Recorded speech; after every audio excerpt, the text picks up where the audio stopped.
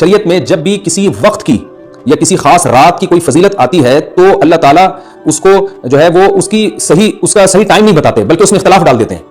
اس کی مثال ایسے جیسے جمعے کے دن حدیث میں آتا ہے کہ ایک وقت جمعے میں ایسا آتا ہے جس میں دعا لازمی قبول ہوتی ہے. اب ظاہر وہ بڑا فضیلت کا وقت ہے تو وہ وقت ہمیں متعین طور پہ بتایا نہیں گیا ہے, اس لیے علماء کا اس میں اختلاف ہوا. بعض نے کہا عصر کے بعد, بعض نے کہا کہ 2 خطبوں کے درمیان. لیلۃ القدر کو دیکھ لیں, لیلۃ القدر کی فضیلت میں قرآن بھی ہے, بہت ساری احادیث ہیں, لیکن لیلۃ القدر کی رات ہے کون سی یہ اللہ نے اس میں ابہام ڈال دیا. طاق راتوں میں 21 بھی ہو سکتی ہے, 23 بھی ہو سکتی ہے, بعض بلکہ حدیث سے 22ویں رات کا بھی ہونا ثابت ہے, زیادہ امکان 27ویں رات کا ہوتا ہے, تو وہ متعین نہیں ہے.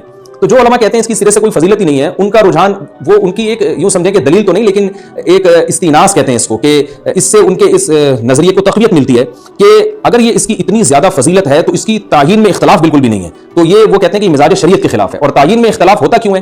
علماء نے بیان کیا اگر لیلۃ القدر کو متعین طور پہ بیان کر دیا جاتا ہے نا کہ یہی لیلۃ القدر ہے تو بہت ساری اس میں جو ہے نا حکمتیں فوت ہو جاتی, جن میں ایک یہ بھی کہ اس رات میں جہاں عبادت کا ثواب بہت ہے گناہ کا عذاب بھی بہت ہے. پھر اگر اس رات میں کوئی گناہ کرتا تو وہ اللہ کے عذاب سے نہ بچ پاتا, کیونکہ وہ اللہ متعین کر دیا کہ یہ لیلۃ القدر ہے, تو کیسے تم اس میں گناہ کر رہے ہو. اب معاملہ اللہ نے مبہم رکھ دیا کہ بھئی یہ بھی ہو سکتی ہے تو اگلے دن بھی ہو سکتی ہے.